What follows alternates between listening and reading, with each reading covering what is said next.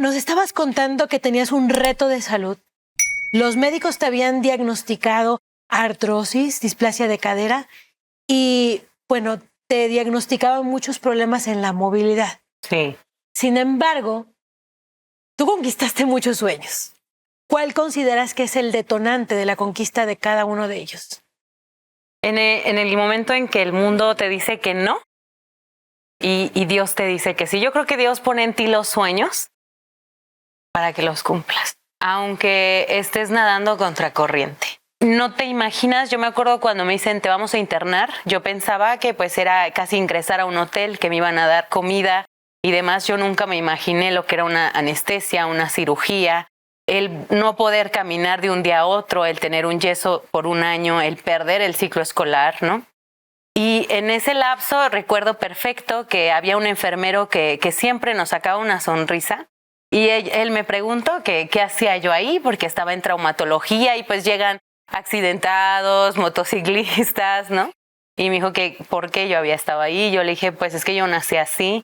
Y su respuesta quizá en chiste fue, pues échale la culpa a Dios, porque Dios te mandó así al mundo, ¿no? Y entonces empieza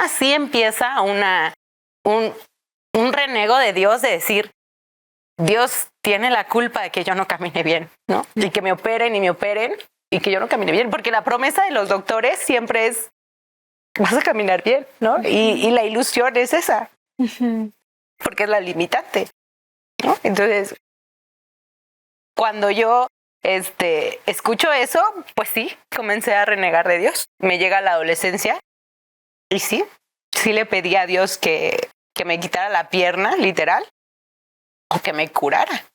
Porque ni era acá, ni era allá, ni era tan discapacitada, porque estuve en el Paralímpico. No tenía yo las bases para ser nadadora para atleta, ni tampoco ya podía hacer las marcas de un nadador de alto rendimiento en mariposa o sobre todo mariposa, que se me complica, o pecho o crawl, ¿no? No daba los tiempos. Y entonces yo recuerdo cuando ni acá ni allá, los 25, sí le pido a Dios que me quite incluso la vida. O sea, le dije, ¿para qué me mandas así, no? ¿En qué momento esas dudas que te atacaban en tu mente comienzan a tomar otra perspectiva? ¿En qué momento Dios se hace presente en medio de este gran reto? Se hizo presente en la universidad. Ajá. Cuando me tuvieron que, ¿cómo se llama? Infiltrar porque no aguantaba los dolores de la cadera. Me infiltran y estuve incapacitada, yo creo que un año, estuve con bastón en unos 2 semestres y estaba por empezar la tesis con mi tutora de tesis.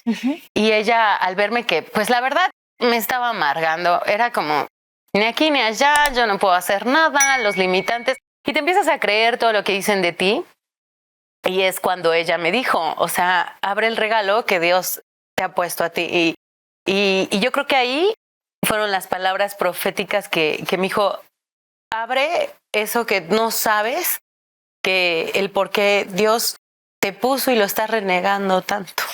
Y justo un nadador había perdido una pierna por la moto y él me dijo, vamos al DIF. Y yo le dije, yo no soy como tú, ¿no? Empieza como es tampoco, ¿no?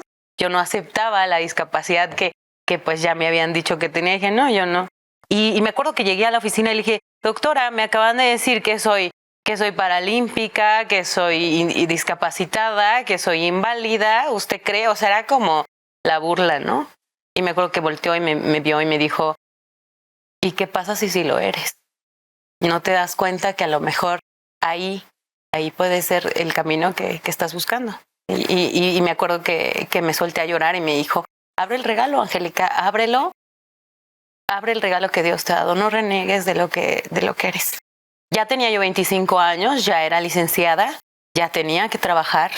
Me vine a vivir a la Ciudad de México y es cuando dije, abre las puertas que tengas que abrir para que yo pueda seguir nadando. ¿De qué manera respondió el Señor? Con una beca en Miguel Hidalgo.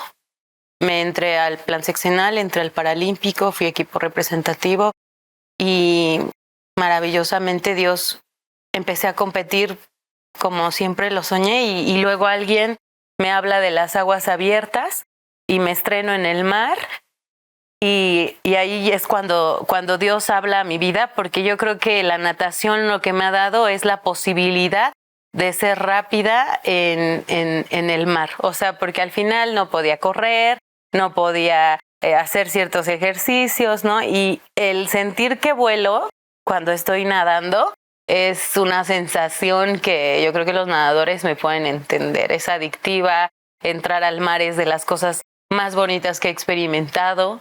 Y es cuando termino esa competencia y digo, quiero hacer esto toda mi vida. ¿Qué significó para ti participar en la competencia mundial en aguas abiertas en Tailandia?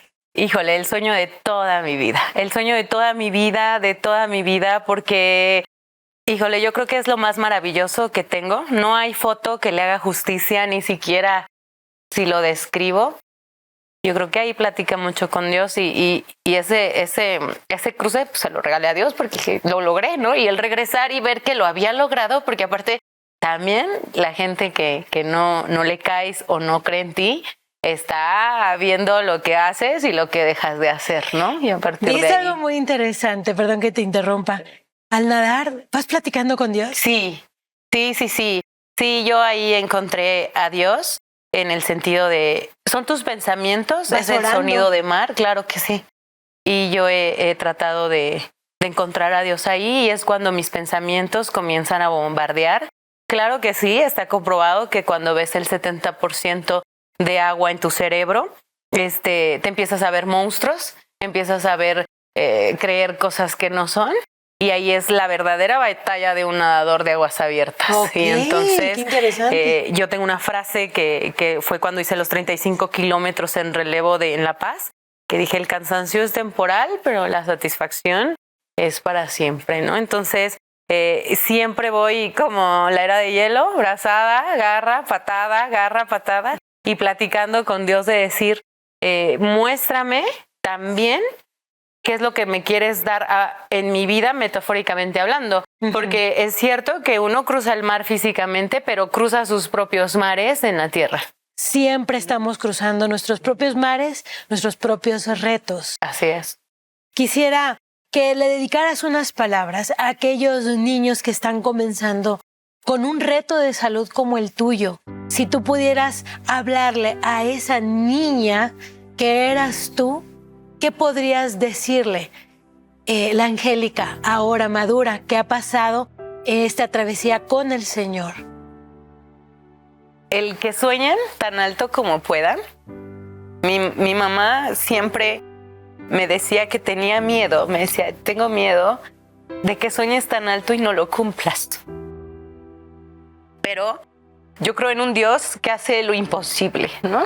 Y este es el resultado. Yo le diría a los niños que tienen a lo mejor lo mismo que yo o peor, que no se den por vencidos, que Dios es el último que da el diagnóstico y sobre todo que no dejes de orar en cada competencia y que no dejes de darle el honor al quien te dio la vida, ¿no? Y que te da los sueños para cumplirlos. Yo creo que independientemente de todo, Dios ha sido el que fue fiel conmigo y yo no con él, ¿no? Porque yo renegué muchísimo y yo decía, ¿qué voy a hacer?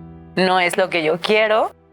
Pero aunque nosotros fuésemos infieles, Él permanece siempre fiel. Hey, quiero invitarte a que no te pierdas ninguno de los contenidos que tenemos para ti, activando la campanita y suscribiéndote a nuestro canal. Hazlo ahora.